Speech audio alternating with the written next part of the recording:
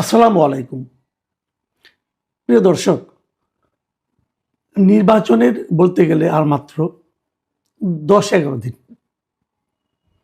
এবং প্রচারণা তো শেষ হয়ে যাবে একদিন আগেই। সেই হিসেবে 10 দিন ধরতে পারেন। এখন নানা ধরনের প্রতিশ্রুতি আগে চলেছে, যেটা আগে মনে করেন প্রতিপক্ষের ব্যাপারে নানা ধরনের অনুযোগ হয়েছে। প্রতিপক্ষের বিরুদ্ধে নানা ধরনের গালিগালাজও মৃদুভাবে হয়েছে, আমরা দেখেছি। এবং নিজেরা কি কি করতে পারবেন সেটা বলা হয়েছে। বিভিন্ন প্রলোভন দেখানো হয়েছে, অলৌকিক নানা ধরনের প্রলোভন দেখানো হয়েছে, আমরা এগুলো দেখেছি। প্রলোভনগুলি দেখানো হয় মানুষকে আকৃষ্ট করার জন্য, যে আমাকে ভোট দিলে এটা পাবেন, ওটা পাবেন, আমি বেহেশতের টিকিট দিয়ে দেব আপনাকে, ইহকাল পরকালের সমাধান হয়ে যাবে সব, এগুলি তো আমরা শুনেছি। আবার এর বিপরীতে আমি বিএনপিরও কিছু প্রতিশ্রুতি দেখেছি। তো বিএনপির প্রতিশ্রুতি খুব বেশি একটা না, কয়েকটা দেখেছি। তারা ফ্যামিলি কার্ড দেবে, তারপরে তারেক রহমান সাহেব শুরুর দিকেই বললেন উনি করাল বস্তিতে বস্তিবাসীদের জন্য ফ্ল্যাট দেবেন, এগুলো প্রতিশ্রুতি হয়েছে। আমি বরাবরই বলেছি যে প্রতিশ্রুতি আপনি যতই দেন সেগুলো বাস্তবায়নযোগ্য কিনা, মানে একটা সরকার সে সমস্ত প্রতিশ্রুতি বাস্তবায়ন করতে পারবে কিনা, সেটা একটা গুরুত্বপূর্ণ বিষয়। এবং আমাদের দেশের মানুষরা না সেগুলো সহজেই বের করে নিতে পারে যে আদৌ কি এটা বাস্তবায়নযোগ্য। বস্তিতে যে ফ্ল্যাট দেওয়া, এটা আমার কাছে বাস্তবায়নযোগ্য মনে হয়েছে। উনি পারতে পারেন, ওই জায়গায় যদি বহুতল ভবন করা হয় সেখানে হয়তো দিতে পারেন। কিন্তু আমার একটু সন্দেহ আছে, সেটা হলো ভবনের বাস্তবায়ন যখন করবে, যখন বহুতল ভবন তৈরি করবে, যখন ফ্ল্যাটগুলি তৈরি করবে, পাবে কারা? দেখা যাবে দলের গুরুত্বপূর্ণ ব্যক্তিদের, যাদের ড্রাইভার অথবা বাসার কাজের লোক, তাদের আত্মীয় স্বজন, হয়তো দেখবো তারাই পাবে, যারা বস্তিতে এতদিন ছিলেন দীর্ঘদিন ধরে, 15 বছর 20 বছর, হয়তো দেখা যাবে তালিকায় তাদের নাম নেই। এরকম হওয়ার সম্ভাবনা আছে, কারণ এর আগেও হয়েছে, আমরা দেখেছি। আওয়ামী লীগ আমলে এই ধরনের উদ্যোগ নেওয়া হয়েছিল, ফল এরকমই হয়।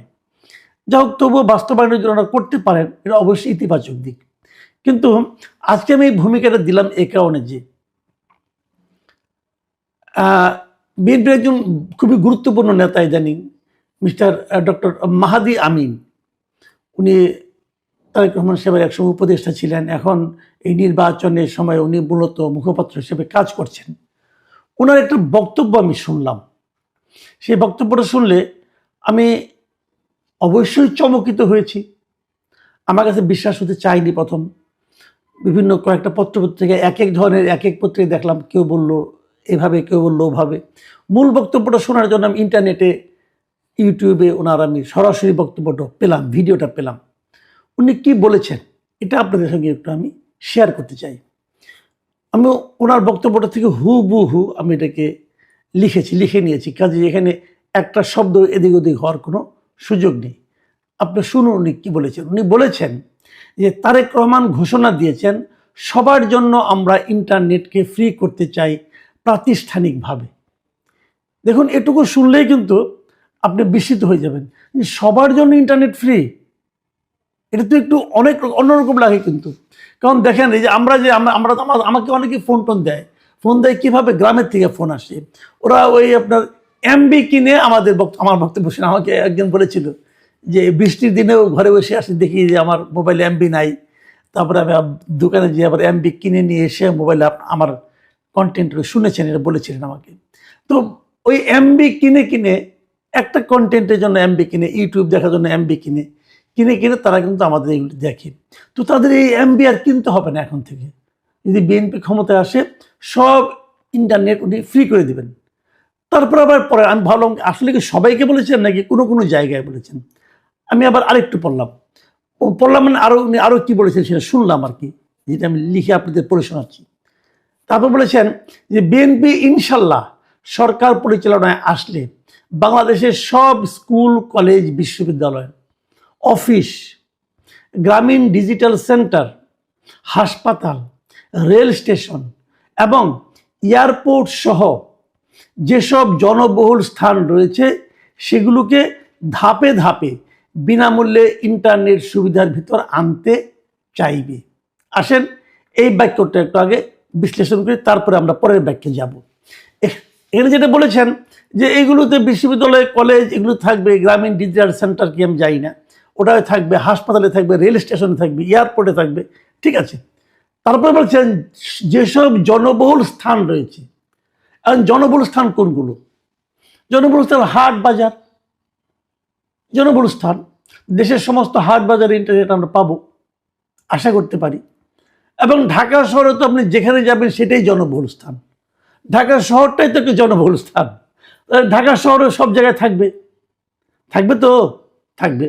সবগুলিতে ধাপে ধাপে বিনামূল্যে ইন্টারনেট সুবিধার ভিতরে আনতে চাইবে। এখানে আবার একটুখানি কথার মারপেচ কিন্তু আছে। মারপেচ যেমন একটা মারপেচ হলো ধাপে ধাপে, মানে একদিনে না, হয়তো ক্ষমতায় আসার পর শুরু করবে, এই ধাপ শেষ হতে হতে 5 বছর চলে যেতে পারে, কিন্তু তারপর শেষ হয়তো হবে না, তখন হয়তো বলবে যে আরও 5 বছরের জন্য দেন, আমাদের ধাপ এখনো শেষ হয় নাই। ধাপে ধাপে যে পরবর্তী 5 বছর অথবা 15 বছরে হয়তো ধাপে ধাপে শেষ হবে।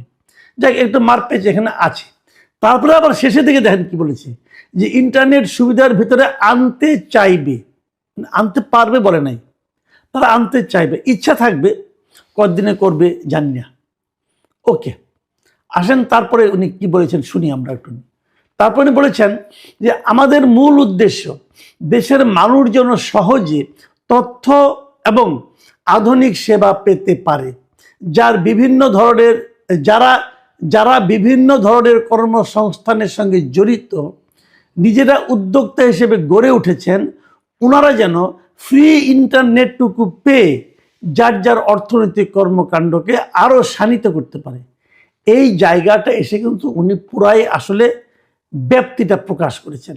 কি বলেছেন, যে যারা নাকি বিভিন্ন রকম কর্মসংস্থানের সঙ্গে জড়িত, যেমন ধরুন আমি নিজেও কিন্তু একটা কর্মসংস্থানের সঙ্গে জড়িত, যার সঙ্গে ইন্টারনেট জড়িত আছে। এই যে আমি কথাগুলি বলি, এটা কিন্তু ইন্টারনেটের মাধ্যমে আমি আপ করি। হ্যাঁ, আমার একটা ইন্টারনেট দরকার পড়ে, তাহলে আমি যেহেতু আমি তো নিজেই স্বাবলম্বীভাবে কর্মসংস্থানটা করি আর কি, আমি কোনো চাকরি করি না, সেহেতু এইটা কাজটা করতে গেলেও আমি যে ইন্টারনেটটা আমার লাগবে, এই ক্ষেত্রে সরকার আমাকে বিনামূল্যে দিবে। এটা কিন্তু আমার জন্য খুবই আনন্দের, এবং এটা যদি নিশ্চিত হয় আসলে আমি কিন্তু এই একটা কারণেই বিএনপিকে ভোট দেব। আমি দেবো, আপনি কি করবেন আমি জানি না। তারপর বলেছেন সুতরাং আগামীর বাংলাদেশ ইনশাল্লাহ ইন্টারনেট হবে সবার, এটাই বিএনপির অঙ্গীকার। এখন আমি ব্যাপারটা মূল পুরো বিষয়টাকে নিয়ে একবারে বলি। সেটা হলো সারা দেশে ওনারা ইন্টারনেট দিবেন, এটাই মূলত উনি বোঝাতে চেয়েছেন। যারা ব্যবসা বাণিজ্য করেন, যারা ইন্টারনেট ভিত্তিক ব্যবসা করেন, ইন্টারনেট ভিত্তিক স্টার্ট আপ করেছেন, ওদের সবাইকে ওনারা ইন্টারনেট দিবেন এবং ফ্রি অফ কস্ট। এই জন্য আমাকে কোনো পয়সা দিতে হবে না, ধাপে ধাপে দিবেন। আমি মিস্টার মাহাদি আমিনকে বলি, ভাই হিসাব করছেন কত টাকা লাগবে? একটু হিসাব করে দেখেন। ওকে, হিসাব না হয় পরে করবেন। সাফল্যের ইতিহাসটা একটু ঘাটছেন। পৃথিবীর কয়টা দেশ এই মুহূর্তে তার দেশের জাতির জন্য ইন্টারনেট দিতে পারে ফ্রি? আপনাদের কোনো হিসাব আছে? যোগাযোগ করেছেন? আমি আপনাকে একটু ধারণা দিই, আপনি নিশ্চয় স্টাডি করেছেন। পৃথিবীতে প্রথম দেশের সমস্ত মানুষের জন্য প্রথম ইন্টারনেট দিয়েছে এস্তোনিয়া। এটা 2020 সালে তারা 2000 সালে এটা স্টার্ট করছে। তারা 2000 সালে স্টার্ট করেছে, সারা দেশকে ইন্টারনেটের আওতায় নিয়ে এসেছে এস্তোনিয়া। ছোট্ট একটা দেশ ভাই, পপুলেশন একটা ফ্যাক্টর, আয়তন একটা ফ্যাক্টর। ছোট ছোট জায়গায় তো অনেক জায়গায় এয়ারপোর্টে ইন্টারনেট ফ্রি আছে, ছোট্ট একটা জায়গায় কিন্তু এয়ারপোর্ট। তাহলে পৃথিবীর সব এয়ারপোর্টে ইন্টারনেট ফ্রি নাই, অনেক ঝামেলা আছে। তো কিভাবে পারবেন? সিঙ্গাপুরে ইন্টারনেট ফ্রি আছে। সিঙ্গাপুর অত বড় দেশ, আমাদের মিরপুরের সমান হবে। সিঙ্গাপুর পুরো দেশটা আমাদের মিরপুরের সমান হবে। সিঙ্গাপুর তো আমার ঢাকা শহরের সমান না। সিঙ্গাপুরের পপুলেশন কি আমার ঢাকার সমান হবে বলেন? হবে না তো ভাই। আপনি পুরো দেশে হিসাব করছেন কিছু? আমি আপনাদের একটা ঘটনা বলি। 2019 সালে, মানে 2020 সালে যখন আপনার দিল্লিতে বিধানসভা নির্বাচন হয়, তখন ওখানকার খুবই জনপ্রিয় যিনি প্রধানমন্ত্রী ছিলেন আর কি, আম আদমি পার্টির আপনার অরবিন্দ কেজরিওয়াল, উনি কিন্তু বলেছিলেন যে ওনারা ফ্রি ইন্টারনেট দিবেন, ওনাদের দেশকে দিবেন। এবং সেটা দিতে যে ওনারা কি করেছিলেন, ওনারা একটা প্ল্যান করেছিলেন, আমি প্ল্যানটার সম্পর্কে আমি জানি, এই জন্য আমি বলছি। ওনারা একটা প্ল্যান করেছিলেন যে ওনারা পুরো দিল্লিকে কভার করে ওনারা 11,000 হটস্পট করবেন, মানে 11,000 জায়গায় বড় রাউটার বসাবেন আর কি। ওইটাকে দিলে পরে 11,000 জায়গা করলে পরে সেটা মোটামুটি পুরো মানে দিল্লি শহরটাকে আপনার ওয়াইফাইয়ের আওতার মধ্যে আনা যাবে। এর মধ্যে 4,000 হটস্পট লাগানো হবে বিভিন্ন বাস স্ট্যান্ডে, বিভিন্ন এরকম জনবহুল জায়গায়, আর 7,000 থাকবে দিল্লির বিভিন্ন জায়গায়, মানে একটা স্পেস ধরে ধরে ধরে ধরে, যাতে নাকি পুরো দিল্লিটা কভার হয়। এটা ওনারা করেছিলেন। এবং তারপরে আরও একটা কথা বলেছিলেন, এই যে হটস্পটগুলি থাকবে এখানে প্রতিটা জায়গাতে 15 জিবি করে ডেটা মিলবে। 15 জিবি, খুব বেশি ডেটা না কিন্তু 15 জিবি। তাহলে মানুষ ওখানে টুকটাক টুকটাক কাজ দিয়ে মনে করেন মেসেজ করা, তারপরে আপনার হোয়াটসঅ্যাপ করা, এগুলো হয়তো টুকটাক তারা করতে পারে, বড় বড় ডাউনলোড হয়তো করা যাবে না। তো এইটা তারা করতে চেয়েছিলেন। ইন্টারেস্টিং হলো কেজরিওয়াল এই কাজটা শেষ করতে পারে নাই পরবর্তী 5 বছরে, জাস্ট পারে নাই। এখন তো কেজরিওয়াল সরকারই নাই, তাহলে ওই কাজ শেষ। কাজেই মাহাদি আমিনকে আমি বলছি, ভাই এত সহজ না জিনিসটা করা। হিসাব নিকাশ করেন, আপনার কত টাকা আছে দেখেন, মাঝখান থেকে যে জিনিসটা হবে এই কাজ করতে যে আপনি হয়তো আপনার দলের কিছু লোকের একটা কর্মসংস্থানের ব্যবস্থা করে দিবেন, যে তোমরা হটস্পট লাগাও, আবার হটস্পট কার কাছ থেকে কিনবেন, এগুলি হবে, এগুলি পারবেন না। তারপরে ধরলাম আপনাদের সদিচ্ছা আছে, আপনারা করতেও চান, আপনাদেরকে করতে দেওয়া হবে না। এখন যেটা আছে, এখন যারা ওয়াইফাইয়ের ব্যবসা করেন, বিভিন্ন রকম বড় বড় ওয়াইফাই কোম্পানি কিন্তু আছেন বাংলাদেশে। আপনি যখন আপনার এই বিকাশে যাবেন, যে দেখবেন যেখানে বিলিং সেটিংয়ে যাই দেখেন যে ওয়াইফাই বিল দিতে গেলে কতগুলি লিস্ট আসে, কয়েকশো আছে, পুরো ঢাকা শহরে আছে এরা ওয়াইফাই দেয়। এদের সবার ব্যবসা আপনি বন্ধ করে দিবেন, এরা আপনাকে ব্যবসা করতে দিবে? এরা করতে দিবে আপনাদেরকে? দেবে না। এখানে অনেক টাকা ইনভেস্টমেন্ট কিন্তু হয়ে আছে। যারা এই ওয়াইফাইয়ের ব্যবসা, এদের মাঝখানে মাঝে মাঝে দেখি এরা প্রেস কনফারেন্স করে যে ওই বিভিন্ন গ্রামীণ, তারপর রবি, তারপরে আপনার বাংলা লিঙ্ক, এরা কেন তাদের ওয়াইফাইটা নিয়ে যাচ্ছে, এটা নিয়ে তারা কিন্তু নানা রকম কান্নাকাটি করে, ব্যবসা করে, এবং সরকারের কাছে অনুরোধ করে। এই সরকার আবার ওই গ্রামীণদের ব্যবসা পাইয়ে দেওয়ার জন্য ওই সমস্ত জায়গা নাকি ওয়াইফাই তার সহ ওয়াইফাই করে, তাদের ব্যবসার ক্ষতি হয়ে যাচ্ছে, কিন্তু তাদের কথা সরকার শুনছে না। এরকম নানা ধরনের কথা কিন্তু আমরা প্রতিনিয়ত শুনি। আমিও দু একটা এরকম মিটিংয়ে গিয়েছিলাম, আমার যাওয়ার ভাগ্য হয়েছিল, তাদের দুর্ভাগ্যের কথা শুনতে হয়েছিল আমাকেও। তো এই গ্রামীণ, রবি অথবা বাংলা লিঙ্ক, এদের মতো প্রতিষ্ঠান আপনাদেরকে এই কাজটা করতে দিবে? এদের যে পুঁজি, এদের যে ক্ষমতা, এদের যে বিভিন্ন মানে বড় বড় স্টেক হোল্ডারদের সাথে যে সম্পর্ক, সেখানে আপনার সরকার পারবে না ভাই। যেটা পারবেন না সেই প্রতিশ্রুতি দিতে যান কেন? আমি সবাইকে বলবো, বিভিন্ন সরকারের যারা নাকি সরকার আগামীতে আসতে চান তাদেরকে বলবো, ভাই এই বেহেস্তের টিকিটও বিক্রি করেন না, এটা পারবেন না, এটা আপনার দেওয়ার ক্ষমতায় নাই। সরকার সিগনেচার করে দিলে বেহেস্তের দ্বার রক্ষিত তাকে ঢুকতে দিবে না, এটা যেমন সম্ভব না, এই ওয়াইফাইটা লজিক্যালি সম্ভব।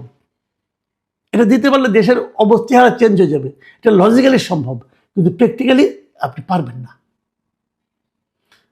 সবার কাছে অনুরোধ, জনগণকে মিথ্যা আশ্বাস দিয়েন না, জনগণকে অলিক স্বপ্ন দেখায়েন না, যেটা বাস্তবতার কাছাকাছি থাকে সেটা বলেন।